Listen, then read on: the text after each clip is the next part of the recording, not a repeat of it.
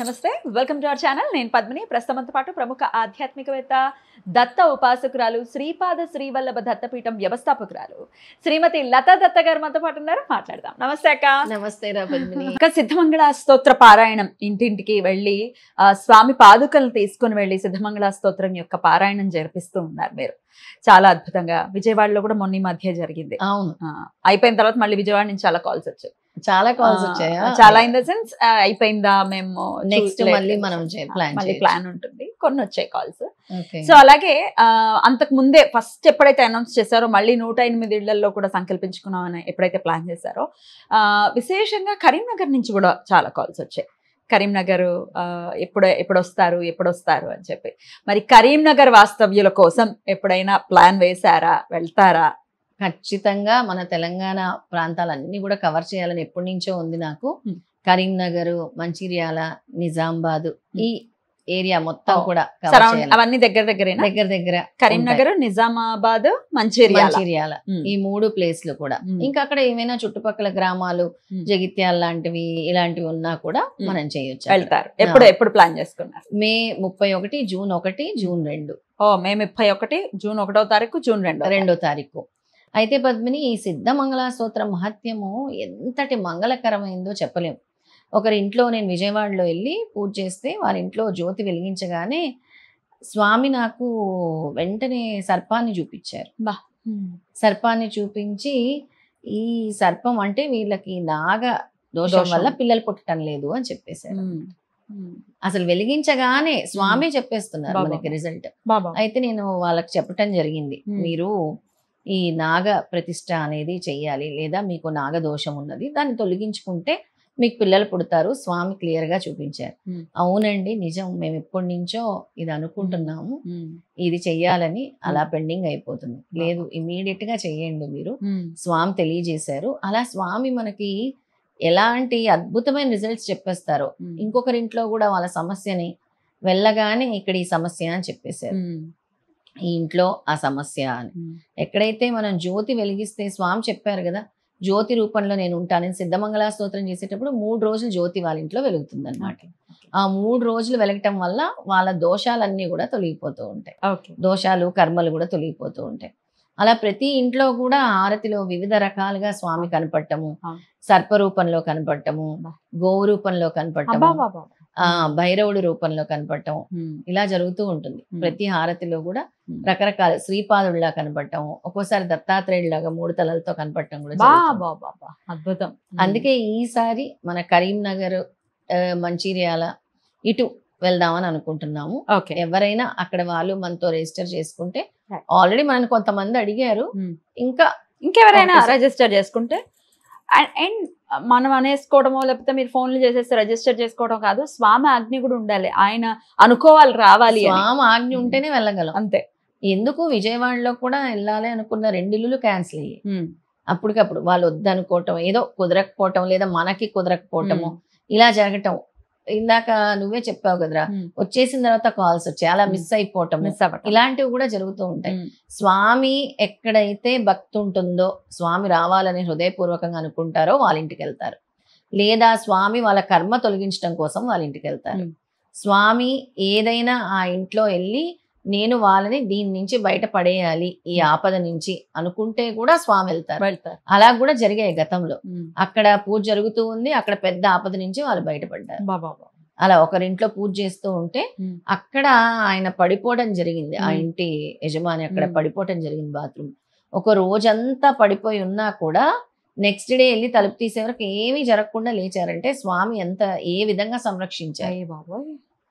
ఏం అవ్వలేదు. ఇక్కడ సిద్ధమంగళ స్తోత్రం పారాయణం, అక్కడనే జ్యోతి వెలిగించాం. ఆ రోజు రాత్రి ఆయన పడిపోయారు. నెక్స్ట్ డే వెళ్ళి మళ్ళీ ఈవిడ తలుపు తీసి చూసే వరకు ఆయన అలాగే పడిపోయి ఉన్నారు. ఏమి అవ్వకుండా స్వామి కాపాడి లేచారు వెంటనే.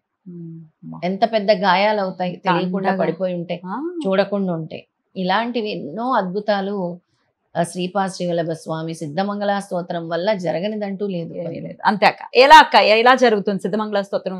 ఎలా చేర్పిస్తారు ఇంటికి వెళ్ళిన తర్వాత? సిద్ధమంగళ స్తోత్రం ఇంటికి వెళ్ళగానే ముందుగా పాదుకల్ని, గురు పాదుకల్ని తీసుకెళ్లి, ఈసారి స్వామి కొత్తవి కొన్ని చెప్పారు. ప్రతిసారి స్వామి ఇన్సిస్ట్ చేస్తూ ఉంటారనమాట.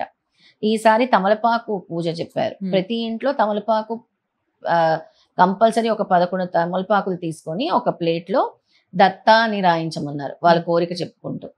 దత్తా అని గంధంతో రాయించి ఒక్కొక్కసారి సిద్ధమంగళ స్తోత్రం పారాయణం చేస్తున్నంత సేపు రాసి పెట్టడం అన్నమాట. అలా 11 తమలపాకు పూజలు చెప్పారు స్వామి. ఇప్పుడు నాకు నిన్న మొన్న నేను బద్రీనాథ్లో ఉన్నప్పుడు స్వామి పాదుకా పూజ అంటే వాళ్ళ ఇంటికి వెళ్ళినప్పుడు పాదుకకి అభిషేకం చేయించాలి నువ్వు ఖచ్చితంగా అని వచ్చింది మనకి. మళ్ళీ స్వామి చెప్తుంటే మనం ఫాలో అవుతాం. అది కొత్తగా మళ్ళీ ఇప్పుడు అభిషేకం కూడా చేయించాలి. అలా గురు పాదుకా పూజ అవుతుంది, స్వామి తమలపాకులతో పూజ, షోడశోపచార పూజ అవుతుంది, సిద్ధమంగళ స్తోత్రం పారాయణం అవుతుంది. 11 సార్లు చేస్తాము. గురువు గురించి విషయాలు, గురు చరిత్ర గురించి విషయాలు అవన్నీ కూడా చెప్పడం జరుగుతూ ఉంటుంది సిద్ధమంగళ స్తోత్రం మధ్య మధ్యలో. రైట్. మీరు ఇది వరకు ఈ గురు చరిత్ర పుస్తకాలు కూడా ఇచ్చేవారు కదా? అవును, ఇప్పుడు కూడా ఇస్తున్నాం. ఇంటికి వెళ్ళినప్పుడు పుస్తకం కూడా ఇస్తారు, గురు చరిత్ర బుక్ కూడా ఇవ్వటం జరుగుతుంది. అక్కడ ఇంకెవరికైనా కావాలన్నా కూడా మనం వాళ్ళ ఇంటికి వెళ్ళేటప్పుడు వాళ్ళు ముందుగా మనకు తెలియజేస్తే వాళ్ళకు కూడా అందజేస్తాం. రైట్. అద్భుతం అక్క. అయితే సిద్ధమంగళ స్తోత్రం చాలా వరకు అందరికీ తెలిసిందే, కానీ ఇంకా కొంతమంది అడుగుతున్నారు, ఒకసారి మాకు చెప్పండి, మాకు తెలియట్లేదు, ఎలా చదువుకోవాలో తెలియట్లేదు అని అంటున్నారు. ఒక్కసారి మాకు పాడి వినిపిస్తారా? తప్పకుండా. సిద్ధమంగళ స్తోత్రం ఎందుకు పాడడం, నీకు కూడా వచ్చు కదా కంటో. అయ్యో, తప్పకుండా ఇద్దరం పాడదాం. తప్పకుండా అక్క, ఇద్దరం పాడదాం. శ్రీపాదరాజం శరణం ప్రపద్యే, శ్రీదత్తరాజం శరణం ప్రపద్యే, శ్రీమదనంత శ్రీ విభూషిత అప్పల లక్ష్మీ నరసింహరాజా, జయ విజయీ భవ దిగ్విజయీ భవ, శ్రీమదఖండ శ్రీ విజయీ భవ, శ్రీ విద్యాధరి రాధ సురేఖ శ్రీరాఖీధర శ్రీపాద, జయ విజయీ భవ దిగ్విజయీ భవ, శ్రీమదఖండ శ్రీ విజయీ భవ, మాతా సుమతి వాత్సల్యామృత పరిపోషిత జయ శ్రీపాద, జయ విజయీ భవ దిగ్విజయీ భవ, శ్రీమదఖండ శ్రీ విజయీ భవ, సత్య ఋషీశ్వర దుహితానందన బాపనార్యనుత శ్రీచరణ, జయ విజయీ భవ దిగ్విజయీ భవ, శ్రీమదఖండ శ్రీ విజయీ భవ, సవితృకాటక చయన పుణ్య ఫల భరద్వాజ ఋషి గోత్ర సంభవ, జయ విజయీ భవ దిగ్విజయీ భవ, శ్రీమదఖండ శ్రీ విజయీ భవ, దోచోపాతి దేవ లక్ష్మి ఘన సంఖ్యా బోధిత శ్రీచరణ, జయ విజయీ భవ దిగ్విజయీ భవ, శ్రీమదఖండ శ్రీ విజయీ భవ, పుణ్య రూపిణి రాజమాంబ సుత గర్భ పుణ్య ఫల సంజాత, జయ విజయీ భవ దిగ్విజయీ భవ, శ్రీమదఖండ శ్రీ విజయీ భవ, సుమతి నందన నరహరి నందన దత్త దేవ ప్రభు శ్రీపాద, జయ విజయీ భవ దిగ్విజయీ భవ, శ్రీమదఖండ శ్రీ విజయీ భవ, పీఠికాపురా నిత్య విహార మధుమతి దత్త మంగళ రూప, జయ విజయీ భవ దిగ్విజయీ భవ, శ్రీమదఖండ శ్రీ విజయీ భవ, శ్రీపాదరాజం శరణం ప్రపద్యే, శ్రీదత్తరాజం శరణం ప్రపద్యే. ఈ పారాయణ ఫలితం కూడా చెప్తాను. నాయనలారా, పరమ పవిత్రమైన ఈ సిద్ధమంగళ స్తోత్రం పఠించిన ఎడల అనఘాష్టమి వ్రతం చేసి సహస్ర సద్బ్రాహ్మణులకు భోజనం పెట్టిన ఫలము లభించును. మండల దీక్ష వహించి ఏకభుక్తము చేయుచు కాయ కష్టముతో అర్జించిన ద్రవ్యాన్ని వినియోగించి అన్నదానం చేసిన ఫలితము లభించును. ఈ స్తోత్రము యోగ్యులచే పఠింపబడును. మీకు యోగ్యత లేనంత వరకు ఈ స్తోత్రం మీ దగ్గరికి రాదు అని స్వామి చెప్తున్నారు. నీకు ఎప్పుడైతే నేను యోగ్యత ఇస్తానో అప్పుడే నువ్వు ఈ స్తోత్రాన్ని పఠించగలవు. అంతవరకు నువ్వు ఎన్నిసార్లు ఈ స్తోత్రాన్ని విన్నా నీ మైండ్కి ఎక్కదు, నీ మనసుకు ఎక్కదు అని చెప్తున్నారు. ఈ స్తోత్రాన్ని పఠించినంతనే కోరికలు నెరవేరును. ఈ స్తోత్రాన్ని పఠించడం వలన సిద్ధపురుషుల దర్శనాస్పర్శనాలు కలుగును. సిద్ధపురుషుల దర్శనాస్పర్శనాలు, పుణ్యక్షేత్రాల సందర్శనాలు, దానికి నిదర్శనం నేనే. ఎన్ని క్షేత్రాలు తిరుగుతూనే బద్రీనాథ్ కూడా వెళ్ళారు ఈ మధ్య. ఇదంతా స్వామి సిద్ధమంగళ స్తోత్రం పట్టుకోవటం వల్ల ఆయన ఇస్తున్న ఫలితమే ఇది. అది దానికి ఎవరో అవసరం లేదు, నేనే నిదర్శనం అంతే. అలాగే ఈ స్తోత్రము ఎవరైతే మనసా వాచా కర్మణ పఠిస్తారో వాళ్ళకి శ్రీపాద శ్రీవల్లభ స్వామి అనుగ్రహం సంపూర్ణంగా లభిస్తుంది. ఈ స్తోత్రం ఎక్కడైతే పఠిస్తామో అక్కడ సూక్ష్మ వాయు మండలంలో సిద్ధపురుషులు అదృశ్య రూపంలో తిరుగుదురు.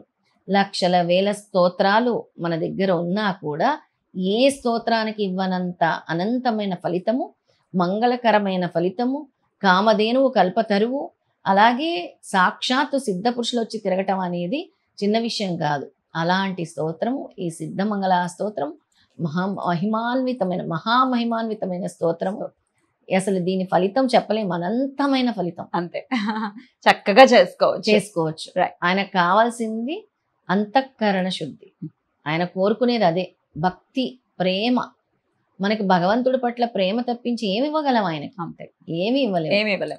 Right, అలాగే మనము చేసే ఏ పూజకైనా పద్మిని, దయచేసి మీరు వ్యాపారం చేయొద్దు భగవంతుడితో. నాకు అది కావాలి, ఇది కావాలి, నువ్వు ఇస్తే ఇది ఇస్తాను అనొద్దు. నీ అనుగ్రహం కావాలి, నీ అనుగ్రహం కావాలి. నీకు తెలుసు నాకేం కావాలో అంటే అన్ని కోరికలు తీరుస్తాయి. అంతే, 100%. రైట్ అక్క, చాలా బ్యూటిఫుల్ గా ఎక్స్ప్లెయిన్ చేశారు. మే 31వ తారీఖు, 1వ తారీఖు, 2వ తారీఖు కరీంనగర్, నిజామాబాద్, అలాగే మంచిర్యాల ప్రాంతాలలో లత గారు ఉండబోతున్నారు. కాబట్టి కొంతమంది ఆల్రెడీ రిజిస్టర్ చేసుకున్నారు, వాళ్ళకి వరుసగా కాల్స్ వస్తాయి. ఒకవేళ ఇప్పుడు రిజిస్టర్ చేసుకోవాలి అనుకున్న వాళ్ళు కూడా కాల్ చేసి రిజిస్టర్ చేసుకోండి. మరి మీ ఇంటికి కూడా స్వామి రాదలిస్తే ఖచ్చితంగా పాదుక రూపంలో లత గారు రావటం జరుగుతుంది. చక్కగా అంటే లత గారు తీసుకొస్తారు పాదుకల్ని, సిద్ధమంగళ స్తోత్ర పారాయణం కూడా జరిపిస్తారు. రైట్ అక్క, చాలా చాలా అద్భుతంగా వివరించారు. కృతజ్ఞతలు అక్క. నమస్తే. జై గురుదత్. శ్రీ గురుదత్.